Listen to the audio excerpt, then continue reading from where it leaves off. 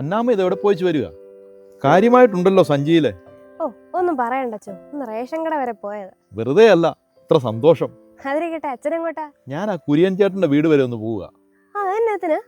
കഴിഞ്ഞ ദിവസം പള്ളിയുടെ താഴെയുള്ള റബ്ബർ തോട്ടത്തിൽ നിന്ന് 3-4 പേരെ പോലീസ് പിടിച്ചു. ആ കൂട്ടത്തിൽ കുര്യൻ ചേട്ടന്റെ മകനും ഉണ്ടായിരുന്നു എന്നാണ് കപ്പ്യാര് പറഞ്ഞത്. എന്റെ കർത്താവേ, കുഞ്ഞായിരുന്നപ്പോ എന്നാ നല്ല ചെറുക്കനായിരുന്നു. ഇവനൊക്കെ എങ്ങനെ ഇങ്ങനെ ആവാൻ പറ്റുന്നത്? ആ മാറ്റം എനിക്കും അങ്ങോട്ട് ഉൾക്കൊള്ളാൻ പറ്റുന്നില്ല. അതുകൊണ്ടാണ് കുര്യൻ ചേട്ടനെ കണ്ട് ഒന്ന് സംസാരിച്ചേക്കാമെന്ന് വെച്ചത്. എന്നാലും ഇവനൊക്കെ എന്നാത്തിന്റെ കുറവുണ്ടായിട്ടാ ഇങ്ങനെ? കുര്യൻ ചേട്ടൻ അവനെ ഒരല്ലലും അറിയിക്കാതെയാ വളർത്തിയത്. അന്നാമ്മേ, കുറ്റം ഒരു പരിധിവരെ അവരുടേതു കൂടെയാണ്.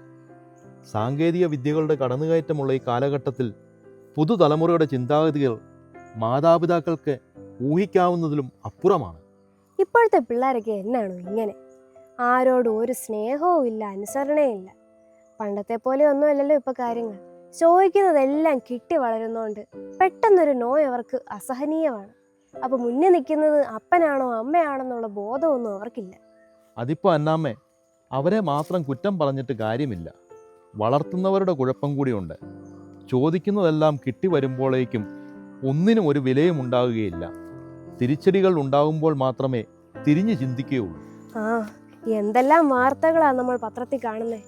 ലഹരിയിൽ അമ്മയെ മകൻ തലയ്ക്കടിച്ചു കൊല്ലുന്നു, മകളുടെ വഴിവിട്ട ജീവിതത്തിൽ മനം നൊന്ത് മാതാപിതാക്കൾ ആത്മഹത്യ ചെയ്യുന്നു. ആ, ഒക്കത്തിനും കാരണം അടിസ്ഥാന മൂല്യങ്ങളില്ലാത്തതാ. പ്രാർത്ഥനയിലും സ്നേഹത്തിലും വളർന്ന കുഞ്ഞുങ്ങൾ ആരും വഴിതെറ്റി പോയിട്ടില്ല. കുടുംബമെന്നാൽ കൂടുമ്പോൾ ഇമ്പമുള്ളതാവണം. അതിന് മാതാപിതാക്കളുടെ തുല്യമായ പങ്കാളിത്തം അനിവാര്യമാണ്. അതില്ലാതാവുമ്പോൾ ഒരു കുടുംബത്തിൻ്റെ അനുഭവമാണ് ഒരു കുഞ്ഞിന് നഷ്ടമാകുന്നത്. സ്നേഹത്തോടെയുള്ള ഒരു ശിക്ഷണം ഒരു കുഞ്ഞിൻ്റെ ജീവിതത്തിൽ വളരെ അനിവാര്യമാണ്. അതില്ലാത്തത് കൊണ്ടാ നമ്മുടെ കുഞ്ഞുങ്ങൾ ഇപ്പോൾ വേണ്ടാത്ത പല ബന്ധങ്ങളിലും ചെന്ന് ചാടുന്നത്. ആ, എന്നാ ചെയ്യാനാ? സമ്പത്തുണ്ടാക്കാനും ജീവിതം മെച്ചപ്പെടുത്താനും ഒക്കെ ചോര നീരാക്കി കഷ്ടപ്പെടുന്ന മാതാപിതാക്കൾ ഇതൊന്നും അറിയുന്നില്ലെന്നേ. അതെ അന്നാമ്മേ, വകതിരിവില്ലാത്ത ഒരു തലമുറയാണ് ഇനി കടന്നു വരുന്നത്. കുടുംബം നന്നാവണമെങ്കിൽ അവിടെ ദൈവം അധിവസിക്കണം. പ്രാർത്ഥനയും വിശ്വാസവും ഇല്ലാതെ ലൗകികതയുടെ പുറകെ പോകുമ്പോൾ ജീവിതമെന്ന ലഹരിയെ ആസ്വദിക്കുവാൻ പലർക്കും പറ്റാതെ പോകുന്നു. അപ്പോഴാണ് മറ്റു പല ലഹരികളും തേടി മനുഷ്യൻ യാത്ര ചെയ്യുന്നത്. അച്ചോ, എന്നാ ഈ ജീവിതമെന്ന ലഹരി? നമുക്ക് ജീവിക്കാൻ ആവശ്യമായ വാശിയും ചുറുചുറുക്കും ദൈവഭയവുമെല്ലാം ഒരു ലഹരിയാണ് അന്നാമ്മേ.